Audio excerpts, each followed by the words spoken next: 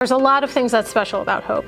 The class sizes are really small, so that enables me to do what I feel like is the best way to teach, which is to align it with your students. I'm not speaking to a room of 30 kids and not reaching any of them. I'm speaking to a room of between 4 and 10 kids and speaking to them on an individual level. I'm using joke references, I'm bantering with them, I'm able to really use my empathic knowledge when okay, this kid is unregulated, so let's kind of change things or move things. And so it's a really good place for me specifically as a teacher for that reason. I think the biggest challenge and what kind of brings students here is that the traditional school doesn't super work for them. They really need someone to see that they are struggling and care that they are struggling, and not just say, you're not this particular type of student, so you don't really belong with us. So what I've enjoyed doing is like seeing where that wall has been between them and in a traditional school, and work at sometimes breaking that down. And that does mean sometimes spending 10 minutes talking about what happened that morning, or like what's on their mind, or something that has nothing to do with school, because if you don't build that relationship, they're not going to trust you.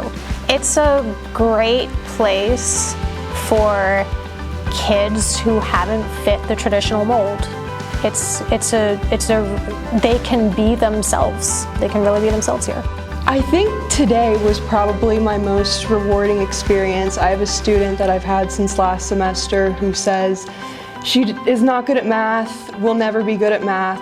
I believe this is her 3rd time taking geometry, and she was very assured that she was never going to understand math. So seeing a student that told me day one, I don't get math, I'm sorry, I'll never get math, to doing a complete 180 to getting 100% on a test, I mean, I'm gonna remember that for the rest of my life for sure.